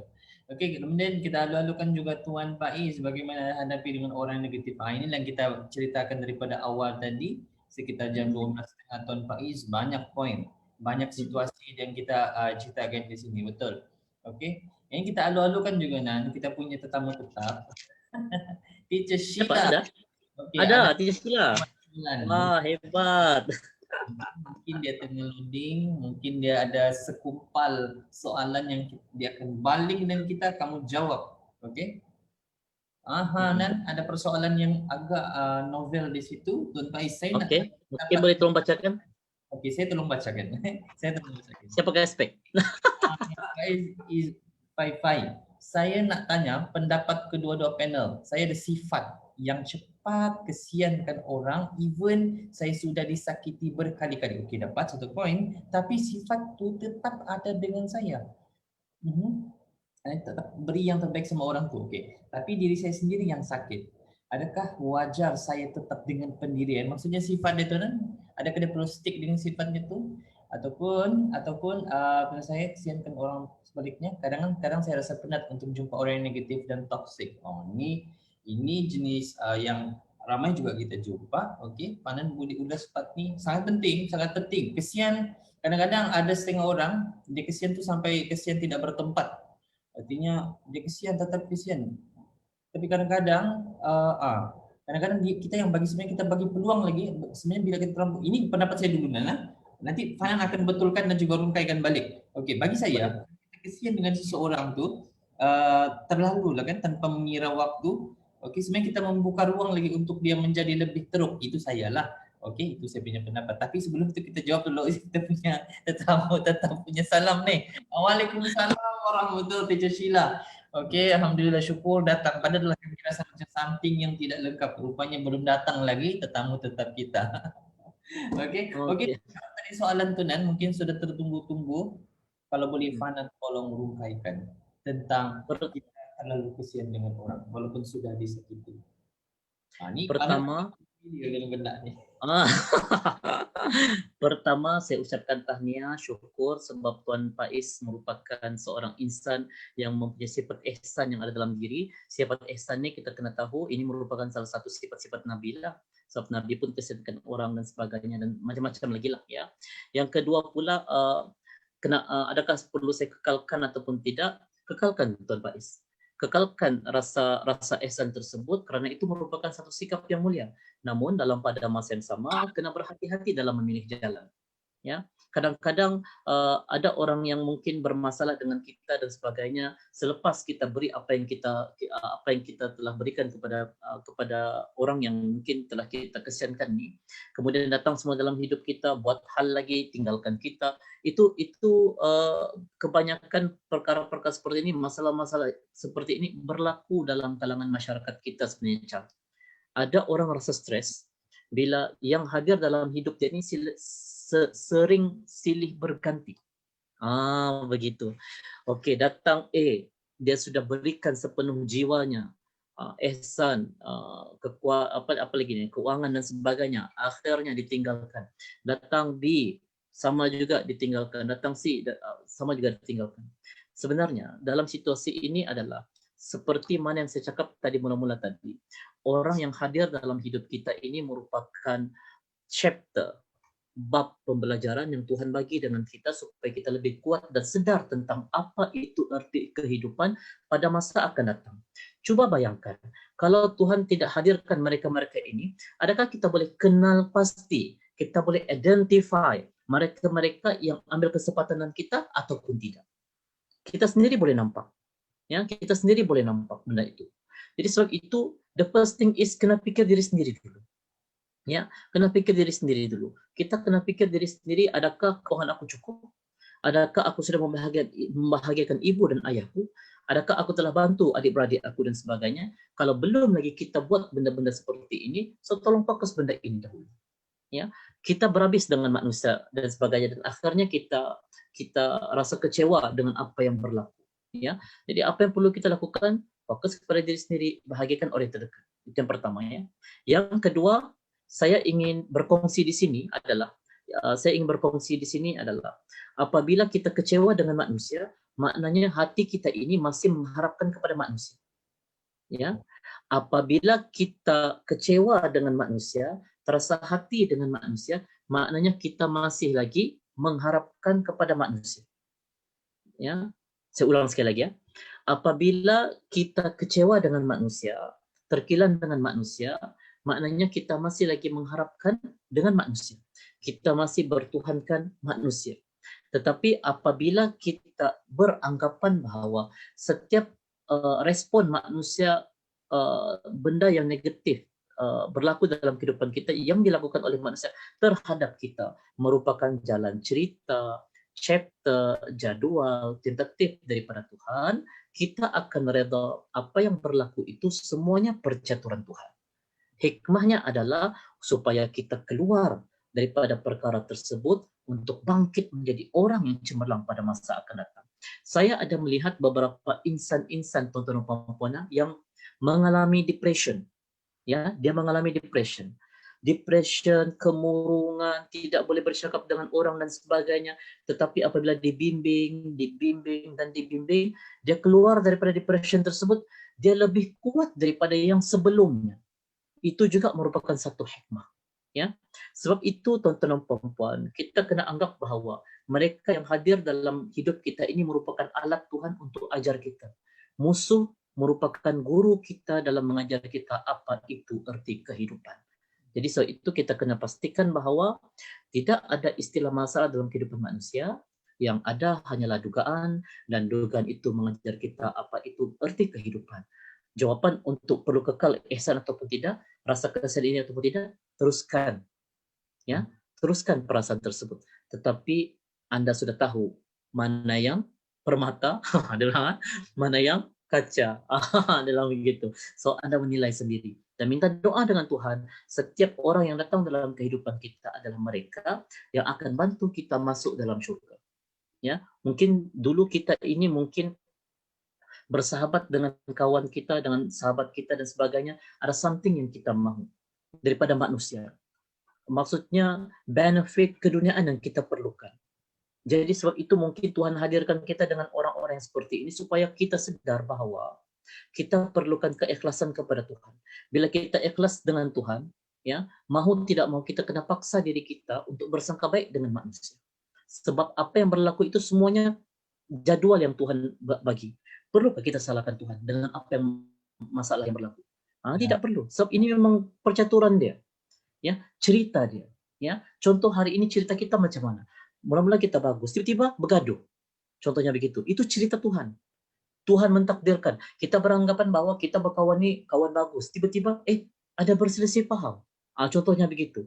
Itu cerita Tuhan. Tuhan mahu kita ni yang berada dalam masalah tersebut untuk melihat apakah hikmah yang berlaku dalam situasi tersebut. Kita tidak boleh rancang apa yang berlaku. Kita tidak boleh kawal situasi yang akan berlaku dalam kehidupan kita. Apa yang boleh kita kawal? Diri kita sendiri. Situasi di luar kita tidak boleh kawal atau terompokan. Saya ulang ya. Situasi di luar kita tidak boleh kawal. Yang mana kita boleh kawal? Kita boleh kawal diri kita. Supaya situasi itu ikut cara kita. Ya. Kita berada dalam situasi yang negatif. Perlukah kita terkesan dengan negatif itu dan kita pun jadi negatif? Sampai bila kita ingin jadi negatif? Sampai bila kita mau pikir pasal orang? Sampai bila kita ingin kemurungan? Sampai bila kita ingin buang duit pasal orang? Sampai bila kita ingin buang tenaga dengan orang? Sampai bila kita ingin buang masa dengan orang? Sampai bila? Bila masa untuk diri sendiri? Bila masa kita dengan keluarga? Bila masa kita bersama dengan ibu dan juga bersama dengan ayah? Adakah kita ingin menunggu mak dan ayah kita sudah menutup pejam mata buat selama-lamanya, baru kita memikirkan tentang kenangan-kenangan kita bersama dengan ibu dan ayah? Tentunya tidak.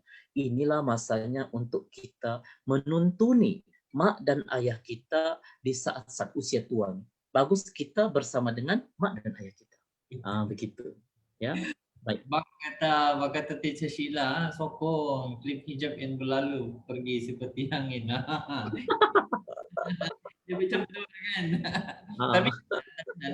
Tapi saya mau ambil poin yang sangat cantik daripada Fanan. Okey, antara kesimpulan yang Fanan beri kepada persoalan daripada Tuan Faiz tadi adalah jangan buang sifat simpati, jangan buang sifat ihsan. Di sini yang saya sangat relate dan sangat trigger bahawa bukan senang mau ada sifat mahmudah dalam diri kita. Betul. Orang saya ada kawan dan ini saya jujur saya beritahu ketika saya belajar dulu kan di Universiti Al-Azhar Mesir. Saya ada seorang housemate. Setiap kali kita orang jalan beli barang ke apa di luar, sebab kalau di Mesir ni dia terlalu banyak pengemis. sampai kita tidak boleh beza ini pengemis betul kah, pengemis palsu. Banyak untuk pengemis. Tapi saya punya kawan nih, dia ringan saja tangannya tuh Nan, mau bersedekah walaupun sedikit, apa yang ada di poketnya dia akan bagi. Dia akan bagi. Oke?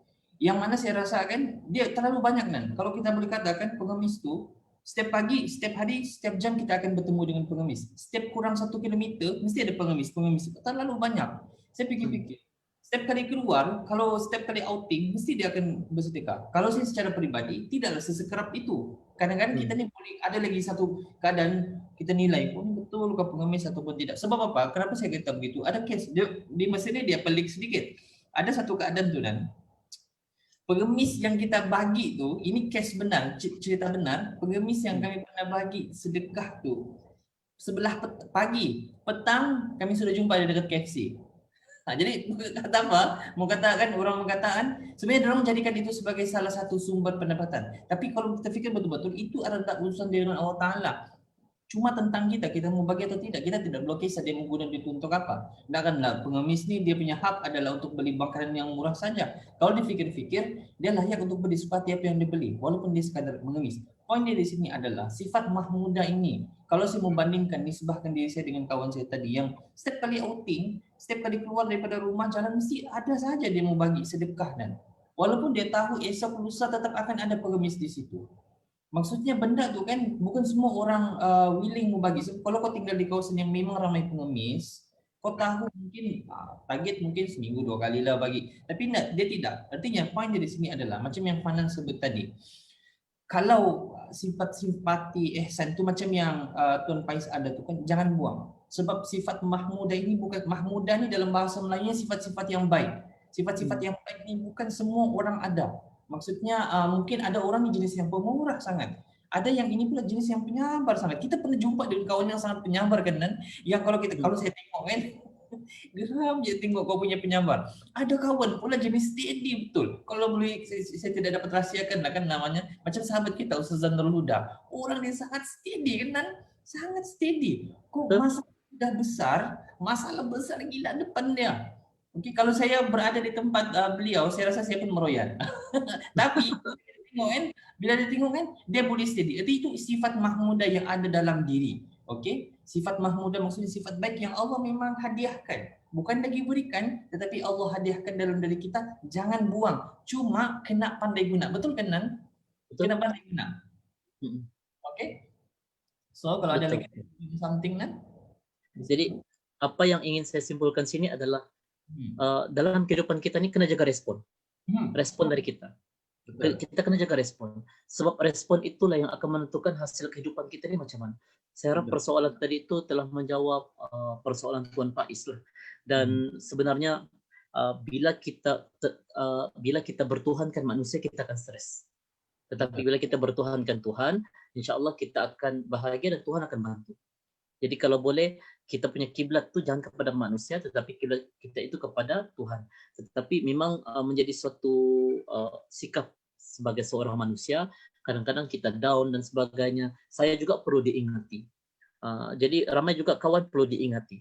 So itu saya memerlukan circle. Siapa circle saya? Chal, kawan-kawan sahabat saya yang lain, terutamanya macam Nurul Huda, ya. Circle-circle yang baik.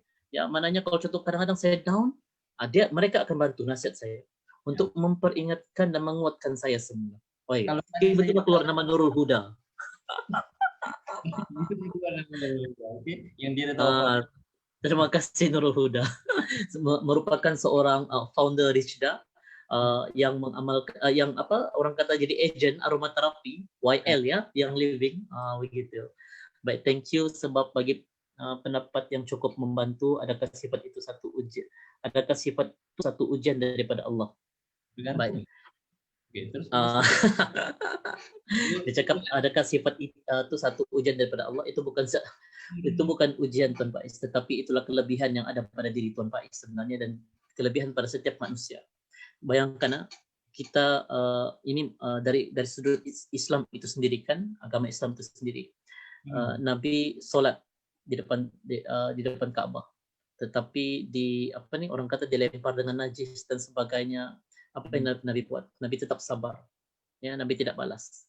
Ya, sabar dia betul kan Nan? Betul. Sangat tinggi sabarnya. Kita belum pun dilempar najis. Baru dijeling. Sudah sampai office, kau tahu tadi aku dijeling, kurang ajar. Oh gitu dia bilang. Contoh, baru dijeling. Kan? Jadi Tapi sebab itu kalau office itu ada 10 tingkat, 10 tingkat semua tahu dia kena jeli. 10 tingkat tahu. Kau tahu Syarul menjeling aku, Bang. Kurang. Jadi so itu kan itulah beza kita dengan Nabi lah. Nabi apa nih dia apa tuh Cal dia bagi makan dengan orang buta kan, perempuan tua, yang mana perempuan tua itu selalu hina dia kan, selalu hina dia, dan akhirnya satu masa tuh seorang sahabat Nabi pergi menggantikan tempat Nabi untuk memberi makan kepada orang tua nih, sebab Nabi sudah wafat, sudah meninggal dunia kan. Dan orang tua ini pun sedar bahwa orang yang bagi makan ini tidak sama macam yang dulu. Ya, rupanya yang dulu tuh yang dia keji, yang dia umpat dan sebagainya tuh Nabi Muhammad. So kalau kita kan orang depan-depan kita cakap kutuk kita apa semua, apa kita buat? Kita ambil mukanya, kita geser kan di jalan raya. contoh. Kalau diberi peluang, tapi ini tidak ya, ini tidak. Ya sudahlah, perempuan tua itu buta. Kemudian dia mengumpat lagi, dia cakap buruk lagi apa nih depan Nabi, tapi Nabi tetap bagi makan. Kita kalau dibuat gitu macam mana kita buat? Kita ambil nasi, kita taruh tuh di muka dia begini kan. Contoh. Tapi kan kalau kita relate dengan kisah Rasulullah, apabila Rasulullah pulang jalan kaki pun daripada Taif, okay? Apabila ini peristiwa hijrah, jalan kaki daripada Taif, apabila Rasulullah dibaling sampai luka, sampai patah giginya, itu satu dugaan lah, yang mana Rasulullah sedih apabila balik daripada Taif. Islam tidak diterima, malahan baginda Rasulullah dicengur sehingga dicederakan, sampai datang malaikat gunung offer, kalau kamu aku berbaling dorong dengan gunung ini. Ini adalah satu kisah, kalau saya berpeluang apabila datang di ceramah di sekolah, saya akan tanya dengan audiens, kalau kita diberi peluang untuk menerima offer ataupun ada offer daripada malaikat, kau mau aku baling? Pasti kita mau kan? Confirm. Itulah kita manusia yang lemah. Perasaan itu yang menginginkan kita macam mau baling dengan gunung tu kan. Tapi kita jawab dahulu. Okey, kita jawab dahulu respon daripada teacher Sheila ini wajib ni. Okey, macam mana pula kata teacher dengan situasi bila kita tegur atau nasihat kawan atas kesilapannya, okey? Tapi kawan tu sentiasa berfikiran negatif. Okey, dan anggap kita jahat sebab tegur macam-macam. Ini mungkin bergantung kepada kaedah juga. Tapi kadang-kadang kaedah teguran itu memang sudah baik. Kita bercakap dalam bahasa yang baik. Orang bilang, orang kita ni pun mungkin kita mau fikir mau tegur dia tu pun siang malam kita fikir macam mana aku bercakap dengan dia. Lantas bila kita tegur akhirnya tetap juga diterima sebagai teguran yang negatif. Mungkin dia ni memang tak suka aku dan sebagainya. Dan kalau boleh ulas persoalan daripada teacher Sheila ni. Dia sama juga Charles, sebenarnya contohnya macam kita grup WhatsApp contohnya lah, grup WhatsApp kalau kita type saya tidak suka tuh, nada yang kita keluarkan tuh macam-macam boleh keluarkan. Contohnya saya tidak suka tuh, itu satu. Nah, saya tidak suka tuh, itu dua. Ada lagi beberapa benda yang lain. Selalunya bahasa WhatsApp tidak sama dengan bahasa yang kita ungkapkan sekarang. Bahasa WhatsApp orang mudah untuk orang kata salah faham dan sebagainya. So bagaimana untuk kita bertemu dengan orang yang tidak mahu dengar nasihat kita? Tidak suatu masalah. Yang penting kita telah menjalankan tanggung jawab kita, memberi nasihat dan sebagainya. Dia terima ataupun tidak, kita sudah menjalankan amanah yang diberikan oleh Tuhan. Dia cakap kita belakang dan sebagainya, kita niatkan ikhlas. Semoga dia umpat kita tuh jadi satu pahala kredit kepada kita untuk Tuhan nanti. Sebab kehidupan kita di dunia ini adalah kehidupan kita sementara saja. Kita di dunia ini sebagai satu transit untuk kita kumpul poin bani sebenarnya. Kita mau kumpul token dah sudah macam mana? Token pahala. Ya, kita mau kumpul token tuh supaya bila kita dapat banyak token di dunia ini, kita masuk dalam di kubur, kita akan dipersoalkan dan itu yang kita akan buat presentation. Kita akan buat pembentangan dengan malaikat yang mana apa yang kita sudah buat di dunia. Ini yang aku buat di dunia, ini token-token aku. Contohnya begitu. Contoh. Maknanya ini cuma transit. So sekurang-kurangnya apa yang telah diperkatakan oleh oleh mungkin kita menasihati sahabat kita, sekurang-kurangnya kita sudah lepas di situ. Cuma kita kena lihat bagaimana kaedah kita menasihati. Nah, itu Okey? penting. Okey, kaedah kita menasihati adalah lebih baik bila kita nasihat orang, nasihat secara personal ataupun privacy. Ataupun mungkin dalam kelompok yang kecil supaya hanya di situ saja yang berlaku. Tapi Maksudnya hanya orang kalau menasihati dengan cara unfiltered, tiada filter dan di situ juga. kalau yang orang kata dia direct to the point, dia terus bukanlah maksudnya dia terus menasihati di dalam ramai orang dan sebagainya. Ini merupakan captionan, saya bukan jenis suka cakap belakang, saya suka cakap depan-depan. Oh gitu loh pula, tiba-tiba. Okey. Okey, mungkin dia punya caption macam tu kan.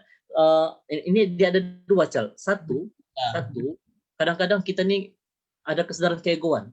Kau nak boleh ikut aku ni lain bang, aku beginilah. Contoh begitu, itu kesedaran keegoan. Kau mesti ikut caraku, aku ni begini. Aku kalau aku bercakap begini bang, contoh begitulah. Jadi itu kesedaran keegoan pula. So sometimes kita kena lihat juga audiens kita macam mana. Kita kena tengok aibnya macam mana. Kita kena tengok maruahnya macam mana. Kita perhatikan sekiranya contoh kita bercakap di hadapan orang berkenaan dengan aib orang tersebut, apa perasaannya.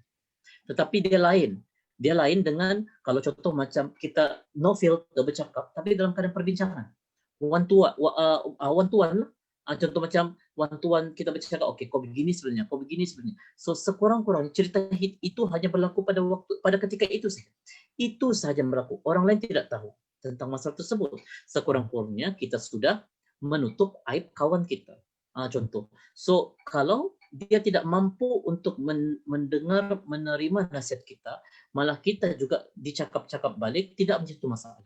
Pertama, Anda telah menjalankan tugas. Yang kedua, Anda pun dapat token daripada dia untuk Anda kumpul dan masuk dalam kubur untuk kita present di depan Tuhan. Yes. Satu.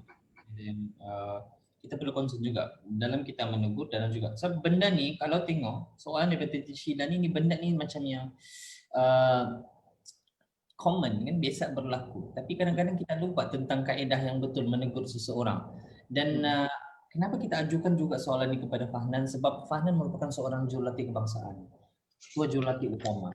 Dan saya yakin ini adalah kaedah yang Fahnan gunakan apabila berhadapan dengan customer ataupun klien-klien yang memohon consultation, ataupun juga apabila Fahnan memberikan program motivasi kepada klien-klien yang ada, pertama ada daripada kalangan citizen, warga sekolah, guru-guru dan juga orang-orang jabatan. Inilah kaedah yang Fahnan gunakan. Sangat penting. Sebab benda ni bila kita cerita tentang cara menegur seseorang, dia perlu satu kaedah yang sangat berhemah. Itu yang saya dapat daripada apa yang Fahnan cakap tadi, betul kan Nan?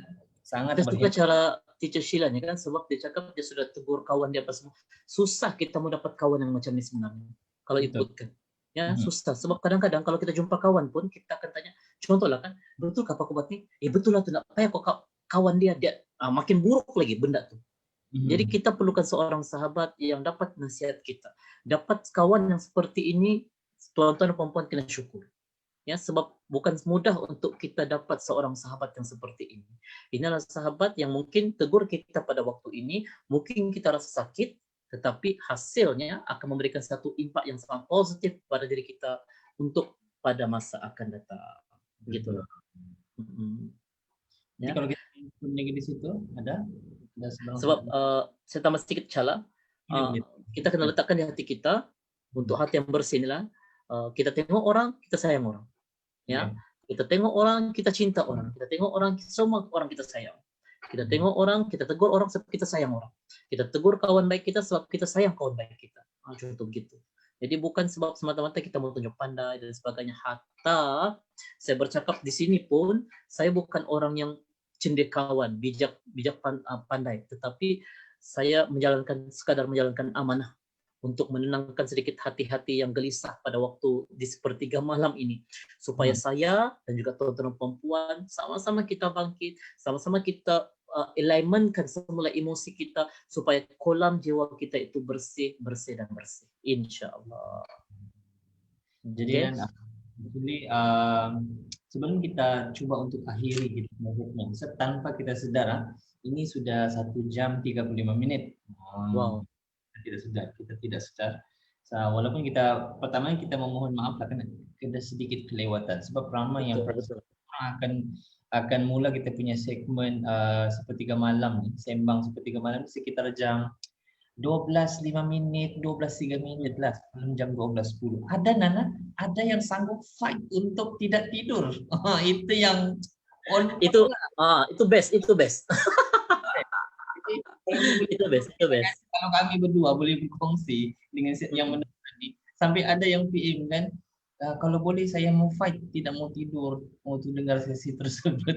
Nada saya itu langsung. Tapi inilah dia punya poin dah. Oke, tapi kami pikir walaupun sebelah pagi macam saya sendiri, sekarang setiap pagi itu memang akan ada kelas, esok ada kelas lagi, nantilah. Kadang-kadang tahan mata dulu, kan lepas ini memang tidak tidur lagi, lepas itu tahan mata, kelas dahulu, baru berehat sekejap, oke? Karena tidur pun jadi tidak cukup. Tapi tidak apa, kita rasa ini enjoy. Esok ataupun mungkin esok, kalau kita boleh bawakan tentang bagaimana kita mau keluar daripada kehidupan yang biasa-biasa kan? Itu pun betul. Itu satu topik lagi kan? Itu lagi kan? Aha tuh. Juga kan? Kadang-kadang kan ini kita bagi mukadimah kita tidak punya teaser, trailer untuk esok, oke? Jangan lupa esok kita akan bawakan satu topik yang suddenly saya terfikir. Ada yang tanya Nan, sebenarnya bila kita buat live ni kan, kamu ni live tengah malam, kamu tidur pagi kan macam mana?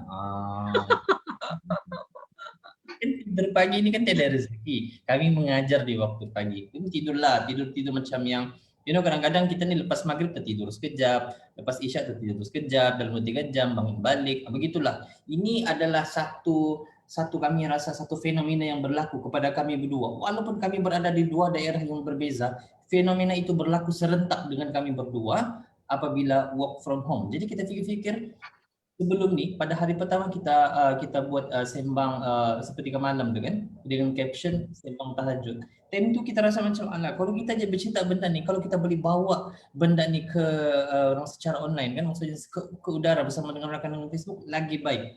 Kita berikan manfaat dan sebenarnya saya cuba mengambil peluang sebab Tuan Fahnan ni merupakan seorang ketua jurulatih utama di bawah sektor pendidikan Islam Jabatan Pendidikan Negeri Sabah, merangkap jurulatih kebangsaan khususnya di negeri Sabah. Peluang untuk dapatkan beliau punya consultation ni sebenarnya memang dalam satu program saja dan kebanyakannya berbayar. Tapi dengan rezeki yang Allah berikan, dengan saya pun rajin juga live, tapi kenal lagi dengan Tuan Fahnan, ini peluang untuk kita mungkin ambil ilmu. Itulah Tuan Fahnan pula orangnya tidak pernah jemu lah pula kan, sentiasa memberi sejam ni, mungkin ini boleh menjadi asbab kepada kita punya kemenjadian pada masa akan datang. Okey, insyaAllah. Dan mungkin saya boleh tambah sikit Cala. Sebenarnya kita menyediakan medium ini sebenarnya kepada mereka-mereka yang mungkin mempunyai kegelisahan, keresahan.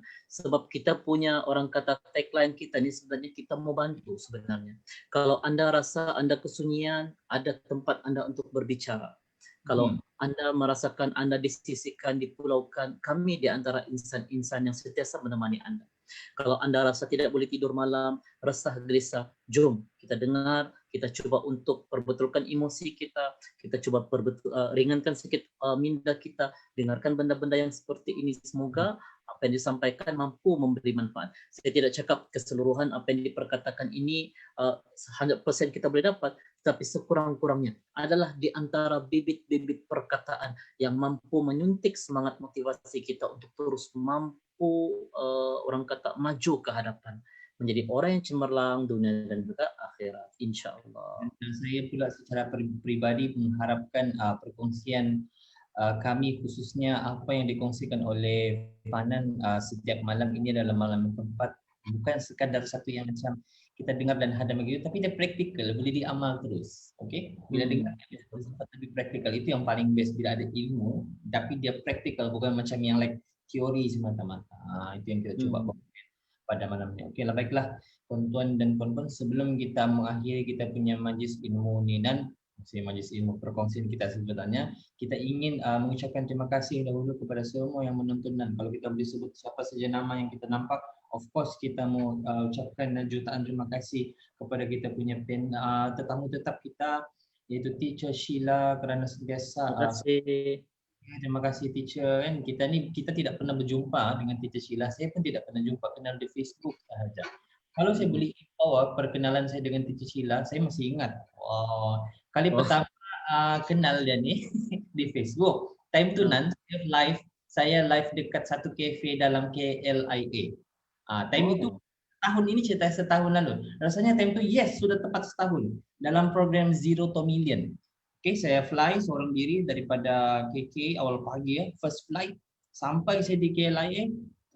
Sebab kita punya program tu esoknya, tapi saya suka datang awal. Saya datang seorang, ini saya buat live. Dan di situlah saya nampak. Dan tu dia masih lagi mengajar. Apa tu kira macam yang like transfer sekejap tu kan di Korea selama beberapa bulan. Gitu lah. Di situlah pertemuan. Kami rasanya ada chemistry di situ. Ada itu Nur Sofia, selamat datang. Nanti boleh tengok balik dia punya reply. Kami sudah berada di hujung rancangan. Terima kasih juga kepada Tuan Faiz. Supportif lah. Soalan dia sebenarnya soalan Tuan Faiz kadang-kadang soalan tu mewakili orang lain juga kan. Kadang-kadang ada soalan daripada yang menonton ini mewakili persoalan daripada yang lain juga. Daripada Nur Huda, ini kita punya sahabat. Terima kasih Tuan Rizal dan Tuan Fahnan atas perkongsian ini, insyaAllah. Jazakumullah khairan jazak. Syukran. Afwan. Sama-sama Suzan Nur Huda. Suzan Nur Huda juga kalau lah lepas ni rasanya dia punya tension sekarang ni dia sudah turun. Kita bagi hint saja, kita tidak bocor rahsia. Kita jalan dia mau jalan-jalan esok. Saya berpagar dia bilang, kamu awaslah, memang dia top up lah dia punya YL lah. Kalau saya boleh kongsikan, Nur Huda Nur Kadir adalah merupakan sahabat kami, dan juga dia dikenali sebagai seorang yang terapis lah kan.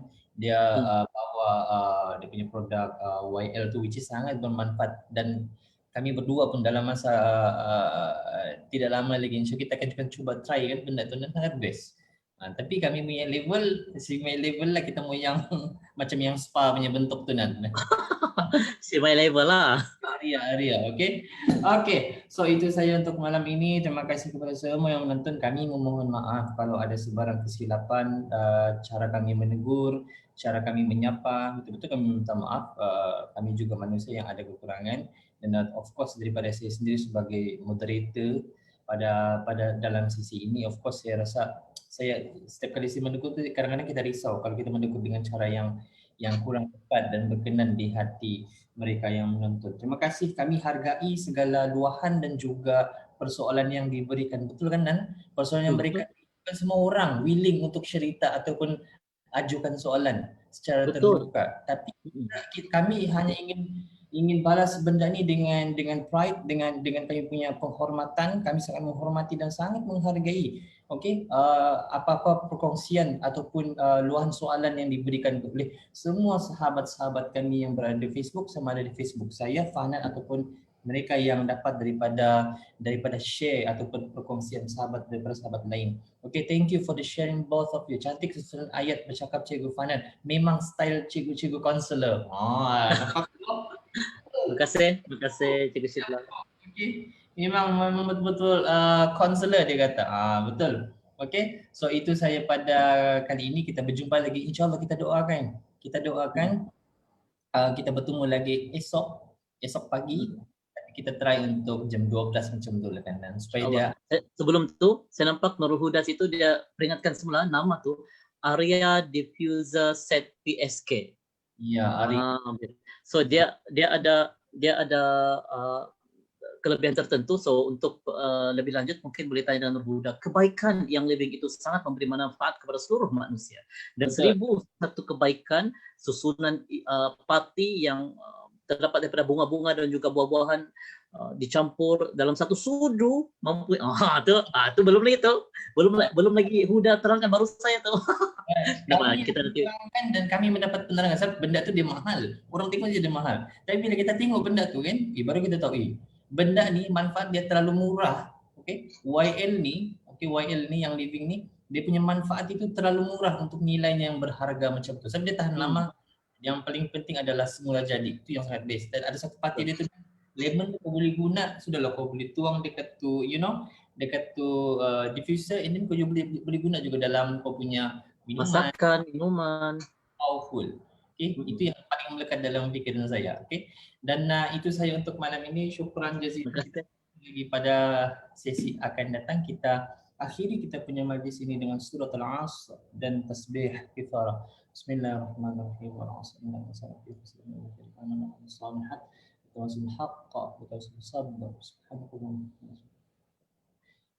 Assalamualaikum warahmatullahi wabarakatuh. Kita jumpa lagi esok insyaAllah. Bye. Thank you. Thank you so much.